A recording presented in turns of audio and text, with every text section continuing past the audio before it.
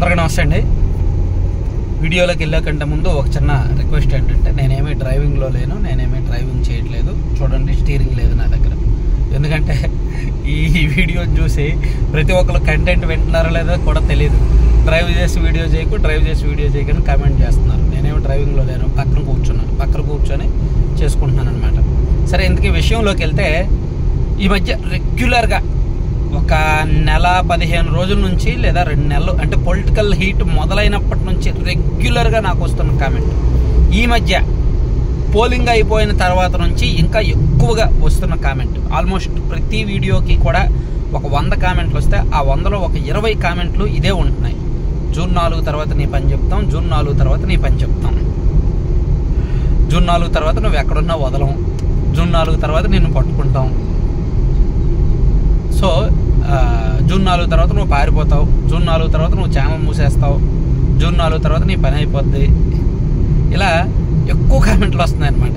So నేను దానికి అటు అలా చెప్తున్న వాళ్ళకి ప్లస్ దాంతోపాటు ఆ కామెంట్ చదివే వాళ్ళు కూడా ఉంటారు కదా. సో అందరికీ ఒక చిన్న విషయం చెప్తామని నేను ఈ వీడియో చేస్తున్నాను. సో యాక్చువల్ నేను ఛానల్ టెంపరీ బేసిస్ మీద పెట్టాల, ఎలక్షన్స్ కోసం పెట్టాల, పాయింట్ నెంబర్ 1. రెండోది, నేను పనిగొట్టుకొని ఒక పార్టీకి సపోర్ట్ చేయట్లా, పాయింట్ నెంబర్ 2. నా కంటెంట్ మీరు డెప్త్గా అర్థం చేసుకుంటే నేనేంటో అర్థమవుతుంది. ఒక పార్టీని బ్లైండ్గా సపోర్ట్ చేయట్లా. వైసీపీని వ్యతిరేకిస్తున్నా, అక్కడ వరకు నేను ఒప్పుకుంటా. వైసీపీ విధానాలను వ్యతిరేకిస్తున్నా, వైసీపీ పరిపాలనను వ్యతిరేకిస్తున్నా, వైసీపీ చేస్తున్న ఈ అరాచకాలను, ఈ తప్పులను ప్రశ్నిస్తున్నా, అక్కడ వరకు ఒప్పుకుంటా. అలా చేస్తున్నాను కాబట్టి మళ్ళీ జూన్ 4న వైసీపీ వస్తే నా పని చెప్తాను, నిన్ను ఉండనేమో, నిన్ను అది ఇచ్చేస్తాం అని అంటున్నారు కదా. సో నేను చెప్పేది ఒకటి బాగా అర్థం చేసుకోండి. పర్టికులర్గా నన్ను టీడీపీ వాడిగా ముద్ర వేసి నన్ను మీరు దూరం చేసుకుంటున్నారు. నేను చెప్పే దాంట్లో పాయింట్ ఉంటుంది కాబట్టి వైసీపీలో పెద్ద వాళ్ళు కూడా నా వీడియోస్ చూస్తారు. మీరెంత పిల్లలు, వైసీపీలో పనికిమాలిన పిల్లపిత్ర బ్యాచ్ మీరు, నాకు కింద కామెంట్ చేసేవాళ్ళు. వైసీపీలో నెంబర్ 2 పొజిషన్లో ఉన్న వాళ్ళు కూడా నా వీడియోస్ చూస్తారు. కీలకమైన ఎమ్మెల్యేలు కూడా నా వీడియోస్ చూస్తారు. చూసి వాళ్ళ అభిప్రాయం నాకు చెప్తారు. రెగ్యులర్గా కూడా నా ఫోన్ కాల్స్ చూసినా సరే, అంటే అవన్నీ నేను ఓపెన్గా మరీ చెప్పకూడదులే, కానీ తప్పనిసరి పరిస్థితుల్లో చెప్తున్నాను. మీరు అనుకుంటున్నారు నేను వైసీపీకి శత్రువునేనో, లేదంటే నేను టీడీపీ పెయిడ్ ఆర్టిస్ట్ అని మీరు అనుకుంటున్నారు. కానీ నా ఫోన్ కాల్ లిస్ట్ చూసినా, నా బ్యాక్గ్రౌండ్ చూసినా, నేను పనిచేసిన హిస్టరీ చూసినా, నేను ఈనాడులో పనిచేసినా సరే వైసీపీ వాళ్ళతో ఎక్కువ మాట్లాడేవాడిని, వాళ్ళతో ఎక్కువగా టచ్లో ఉండేవాడిని, ఇప్పటికీ కూడా ఉన్నానన్నమాట. సో నేను వైసీపీకి శత్రువునేమీ కాదు. రేపు పొద్దున టీడీపీ గవర్నమెంట్ వస్తే మీకంటే ఎక్కువ ఫైట్ చేసేది నేనే ఆ గవర్నమెంట్ మీద, టీడీపీ మీద. ఆ విషయం మీరు తెలుసుకోవాలి. అంటే ఎవరు ప్రభుత్వంలో ఉంటే వాళ్ళ విధానాలను, వాళ్ళ లోపాలను, వాళ్ళ రాజకీయపరమైన అంశాలను, రాజకీయంగా వాళ్ళు తీసుకుంటున్న తప్పుడు నిర్ణయాలని అన్నింటినీ కూడా ప్రశ్నిస్తాం. డెవలప్మెంట్ విషయంలో కూడా నేను ప్రశ్నిస్తాను. వైసీపీ ప్రభుత్వం అధికారంలో ఉన్నప్పుడు నేను డెవలప్మెంట్ మీద ఎందుకు ప్రశ్నించలేదంటే, వాళ్ళు ప్రశ్నించినా వాళ్ళకి అర్థం చేసుకోవడం చేత కాదు కాబట్టి, ఒప్పుకోరు కాబట్టి. ఇప్పుడు అంటే నేను ఇంతవరకు వచ్చింది కాబట్టి చెప్తున్నాను. యాక్చువల్లీ నేను సాక్షిలో కూడా పనిచేశాను. సాక్షిలో ఒక 2 రోజులే పనిచేశాను. ఎందుకు అంటే అక్కడ కల్చరు అది ఇది నచ్చలేదు కాబట్టి మానేశాను. సాక్షిలో కల్చర్ ఎంత చెత్తగా ఉందో చూసి, అమ్మో ఇక్కడ ఇలాంటి చోట మనం పనిచేయలేమని మానేశాను. ఎందుకంటే నాకు ఆ కల్చర్ 2 రోజుల్లోనే నాకు అర్థమైంది. ఏం లేదు, అక్కడ జరుగుతున్నది వేరు, వాళ్ళు రాయమన్నది వేరు, వాళ్ళు రాయమని చెప్తున్నది వేరు. సో అలాంటప్పుడు మనం ఎలా రాయగలం అని చెప్పి మానేశాను అనమాట.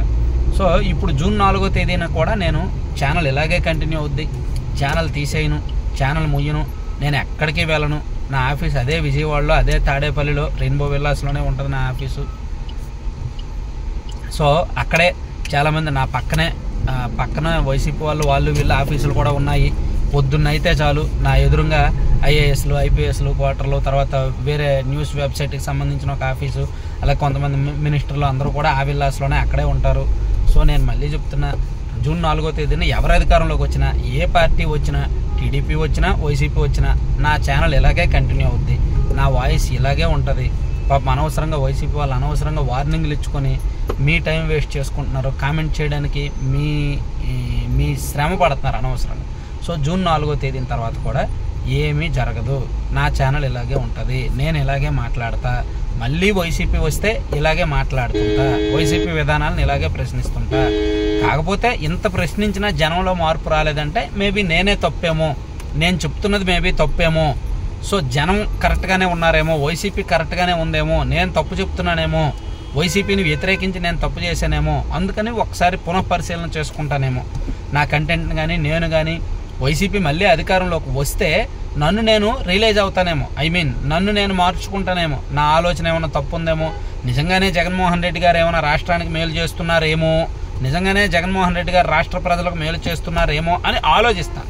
పాజిటివ్గా ఆలోచించడం మొదలు పెడతా వైసీపీ పట్ల. మళ్ళీ ఆ ప్రభుత్వం అధికారంలోకి వస్తే అంటే నేనేమైనా తప్పుడు కోణంలో చూస్తున్నానేమో, నేనేమైనా ఆ పార్టీని నెగిటివ్ కోణంలో చూస్తున్నానేమో అని ఆలోచించడం మొదలు పెడతా.